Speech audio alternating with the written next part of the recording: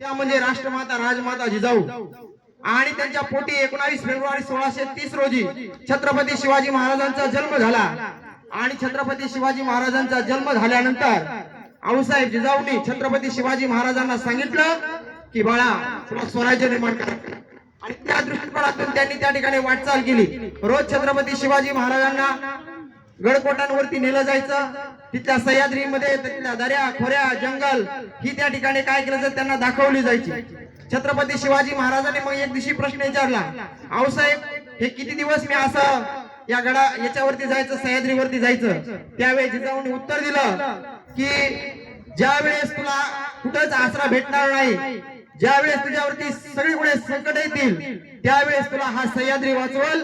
आणि म्हणून छत्रपती शिवाजी महाराजांच्या आयुष्यामध्ये जर आपण विचार केला की खऱ्या अर्थाने हा सह्याद्री छत्रपती शिवाजी महाराजांना वेळोवेळी वाचून गेलेला आहे। आणि म्हणून एक महिला काय करू शकते तर एक महिला हे स्वराज्य निर्माण करू शकते। आणि छत्रपती शिवाजी महाराजांनी सांगितलं की हे स्वराज्य व्हावं ही कोणाची इच्छा होती? स्त्रीची इच्छा। स्त्रीची इच्छा म्हणते महासाहेब जिजाऊंची इच्छा आहे। आणि म्हणून महिलांनी कधीही स्वतःला आपला समजायचं नाही, तर त्या सबला असतात आणि वेळ प्रसंगी त्या कोणाचाही तबला वाजवू शकतात, ही ताकद महिलांमध्ये आहे। आणि म्हणून महिला ह्या खरं तर नारी शक्तीचं प्रतीक आहेत आणि म्हणून आपण देखील या दृष्टिकोनातून काम करणं गरजेचं आहे। आज आपण पाहतो की विद्येविना मती गेली, विद्येविना मती गेली, मतीविना नीती गेली, नीतीविना वित्त गेले, वित्तविना शूद्र खेचले, एवढे अनर्थे का अविद्येने केले।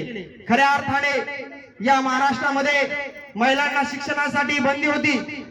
महिलांची पहिली शाळा काढली त्यावेळेस मुलींना शाळेमध्ये कसं जावं लागायचं तर त्यांना पोत्यामध्ये बांधायचं आणि त्यांना घेऊन जायचं आणि नंतर तिथे गेल्यानंतर ते पोते उघडले जायचे आणि नंतर त्या मुलींना शिकवलं जायचं। तुमच्या आमच्या शिक्षणासाठी ज्या सावित्रीने अंगावरती दगड धोंडे शेण माती खाल्लं त्यावेळेस या महिला खऱ्या अर्थाने कुठेतरी शिकायला लागल्या आणि आज आपण पाहतोय की या महिला काय करू शकतात तर आज या देशाच्या राष्ट्रपती पदापर्यंत त्या जाऊ शकतात। हे कशामुळे शक्य झालं आहे तर हे केवळ आणि केवळ या सावित्रीच्या लेकीनं, सावित्रीबाईंना खऱ्या अर्थाने त्या ठिकाणी तुम्हाला जे स्वातंत्र्य मिळवून दिलं आणि त्या स्वातंत्र्याचं प्रतीक म्हणजे आज या महिला आहेत। आज मला खरं तर खूप आनंद झाला की या ठिकाणी अतिशय मोठ्या संख्येमध्ये या ठिकाणी महिला आहेत, मुली आहेत आणि नक्कीच ही एक आपल्या समाजासाठी हे प्रगतीचं लक्षण आहे। खरं तर छत्रपती शिवाजी महाराजांचा इतिहास आता माझ्याकडे शॉर्ट बट स्वीट मध्ये मला करायचा आहे कार्यक्रम, कारण तुम्ही बोर झालेला आहात। कारण हुशार वक्ता समोरची मेंटॅलिटी पाहून तो बोलतो। मी बोलायला गेलो तर 2 घंटे 3 घंटे करू का बोलू शकतो, परंतु तुम्ही 2-2.5 घंट्यापासून बसलेले आहात आणि तुम्ही थकले आहात। परंतु छत्रपती शिवाजी महाराजांचा थोडासा काही इतिहास सांगणं मला वाटतं थोडंसं आपलं कर्तव्य आहे। आणि म्हणून असाध्य ते साध्य करता सायास कारण तुका म्हणे अभ्यास। छत्रपती शिवाजी महाराजांनी हे स्वराज्य निर्माण केलं, हे स्वराज्य का सहजासहजी भेटलेलं नाही, यासाठी असंख्य लोकांना आपलं स्वतःचं बलिदान द्यावं लागलं। याच्यामध्ये तुम्हाला इतिहासामध्ये माहित आहे की बाजीप्रभू देशपांडे यांनी पावनखिंड मध्ये छत्रपती शिवाजी महाराज ज्यावेळेस पन्हाळगडावरती अडकले होते आणि त्यांना त्या ठिकाणी सुखरूप परतण्यासाठी ज्यांनी ज्यांनी आपलं बलिदान दिलं आहे ते म्हणजे शिवा काशीद असतील किंवा बाजीप्रभू देशपांडे असतील। महाराजांनी ज्यावेळेस ते घोडखिंडीमध्ये अडकले होते तर त्यावेळेस खऱ्या अर्थाने छत्रपती शिवाजी महाराज म्हणले की पळून मारण्यापेक्षा आता आपण मारून मरू, परंतु बाजीप्रभू देशपांडेंनी छत्रपती शिवाजी महाराजांना सांगितलं, महाराज लाख मेले तरी चालतील परंतु लाखांचा पोशिंदा जगला पाहिजे। आणि खऱ्या अर्थाने छत्रपती शिवाजी महाराजांना तिथून जड अंतकरणातून त्या ठिकाणी विशाळगडाकडे त्यांनी त्या ठिकाणी जाण्यास सांगितलं।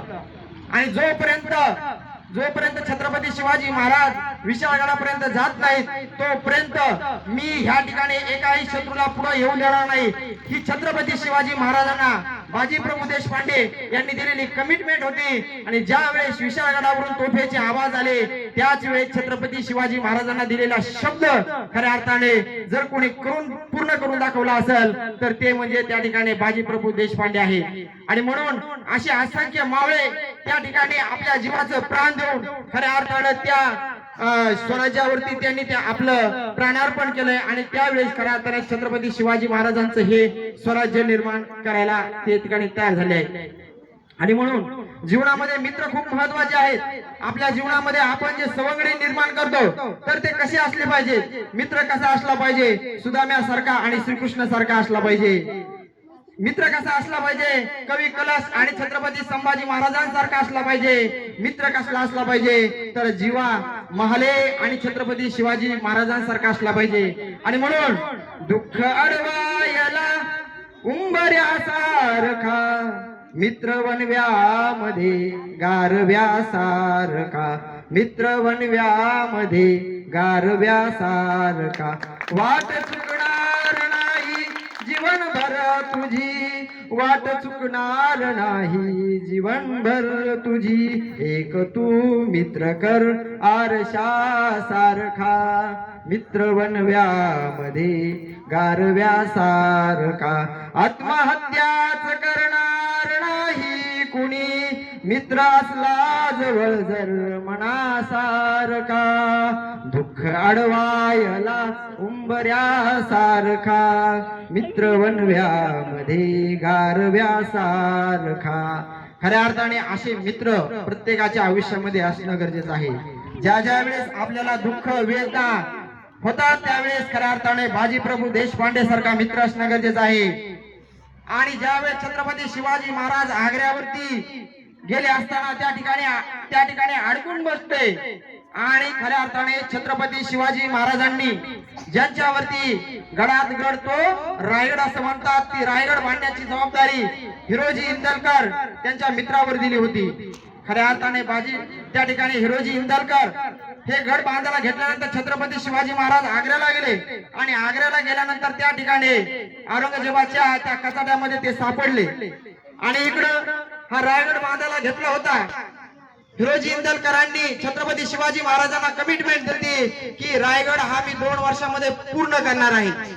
खऱ्या अर्थाने 6 महिने छत्रपती शिवाजी महाराज या आग्र्याच्या कैदेत राहिले आणि मग अशा वेळेस आग्र्याच्या कैदेत राहिल्यानंतर गडाचं काम रखडू नये, गडाचं काम थांबू नये म्हणून खऱ्या अर्थाने हिरोजी इंदलकरांनी काय केलं असेल, ते म्हणले आपल्यासारखे मित्र असतात ते म्हणले जाऊ द्या आता राजेच गेलेत आपण कशाला डोक्याला ताण घ्यायचं आहे की नाही. परंतु हिरोजी इंदलकरांनी तसं केलं नाही. आपल्या घरातलं सर्व संपत्ती आपल्या बायकोचं मंगळसूत्र इकलं आणि रायगडाचं काम अव्याहतपणे चालू ठेवलं. ज्यावेळेस छत्रपती शिवाजी महाराज आग्र्याहून परत आले आणि आग्र्याहून परत आल्यानंतर त्यांना कळालं की खऱ्या अर्थाने रायगडचं काम पूर्ण झालेलं आहे. आणि म्हणून हिरोजी इंदलकरांना छत्रपती शिवाजी महाराजांनी बोलून घेतलं आणि इंदोलकरांना सांगितलं, ओ हिरोजी इंदोलकर, तुम्ही जे काम केलेलं आहे आमच्या पश्चात खरंच हे खूप महत्वाचं काम तुम्ही पूर्ण केलेलं आहे आणि दिलेल्या शब्दाला तुम्ही त्या ठिकाणी जागला आहात. सांगा तुम्हाला काय पाहिजे, तुम्ही शब्द द्या, आम्ही तो शब्द पाळू. आणि म्हणून हिरोजी इंदलकरांनी आम्ही जर असतो तर काय म्हणलो असतो, एखादा कॅबिनेट मंत्री द्या, उपमुख्यमंत्री करा, अर्थ खातं द्या, गृह खातं द्या. परंतु हिरोजी इंदलकरांनी तसं केलं नाही. हिरोजी इंदलकरांनी फक्त एकच मागितलं की राजे, ज्या महादेवाच्या मंदिरामध्ये तुम्ही दर्शन घेता रायगडावरती, त्या रायगडाच्या पायरीवरती फक्त मला तिथे एक नाव टाका. काय नाव टाका? सेवेशी तत्पर हिरोजी इंदलकर. फक्त एवढं त्यांनी त्या ठिकाणी मागितलं आणि छत्रपती शिवाजी महाराजांनी ते केलं. म्हणजे सांगायचं काय, निस्वार्थीपणे त्यांच्या सेवेमध्ये खऱ्या अर्थाने त्यांचे मित्र त्यांना खऱ्या अर्थाने असल्यामुळं त्यांना हे स्वराज्य प्राप्त करता आलेलं आहे. एवढंच काय, आधुनिक महाराष्ट्रामध्ये जर आपण विचार केला तर तुम्हाला कमवा आणि शिकाचे जनक माहित असतील, कर्मवीर भाऊराव पाटील यांनी शाळा काढल्या. आज रयत शिक्षण संस्था ही महाराष्ट्रातलीच नव्हे तर भारतातली अग्रगण्य संस्था आहे आणि जिचे सर्वाधिक शाळा, कॉलेज, महाविद्यालय आहेत. अशा रयत शिक्षण संस्थेची स्थापना ज्यांनी केलेली आहे ते कर्मवीर भाऊराव पाटील यांनी शाळा काढल्या 5 आणि दुष्काळ पडला त्यावेळेस त्यांना निवासी शाळा होत्या, तिथंच राहायचं, तिथंच खायचं. आणि अशा वेळेस सगळीकडे दुष्काळ पडला आणि त्यांना आर्थिक चणचण भासू लागली. आणि म्हणून कर्मवीर भाऊराव पाटलांनी काय केलं की जे काही समाजामध्ये लोक असतील त्यांच्याकडे शाळेसाठी मदत मागितली आणि त्या ठिकाणी एका व्यक्तीने त्यांना 2 ट्रक धान्य देण्याचं कबूल केलं. कर्मवीर भाऊराव पाटलांनी शाळेमध्ये त्यांचा सत्कार आयोजित केला आणि सत्काराला उत्तर देत असताना त्या व्यक्तीने सांगितलं की कर्मवीर, मी तुम्हाला आणखीन 8 ट्रक धान्य देतो. किती ट्रक? 8 ट्रक. फक्त माझी एकच मागणी आहे, काय की तुमच्या ज्या महाविद्यालयाला तुम्ही छत्रपती शिवाजी महाराजांचं नाव दिलेलं आहे, तर त्याऐवजी माझ्या वडिलांचं नाव द्या. कर्मवीर भाऊराव पाटलांची हे वाक्य ऐकलं आणि तळपायाची आग मस्तकाला गेली आणि त्यांनी सांगितलं की एक वेळेस मी माझ्या बापाचं नाव बदलेल, परंतु या महाविद्यालयाला, या शाळेला दिलेलं छत्रपती शिवाजी महाराजांचं नाव मी कदापि बदलणार नाही. म्हणजे सांगायचं काय की छत्रपती शिवाजी महाराजांचा आदर्श ज्यांनी ज्यांनी घेतलेला आहे, तर ते खऱ्या अर्थाने त्यांचं आयुष्य हे सुजलाम सुफलाम झालेलं आहे. आणि म्हणून आपणही छत्रपती शिवाजी महाराजांकडून काही आदर्श घेणं गरजेचं आहे. छत्रपती शिवाजी महाराजांनी एखादं ध्येय ठरवल्यानंतर त्या ध्येयापासून कधीही कदापिही दूर गेले नाहीत.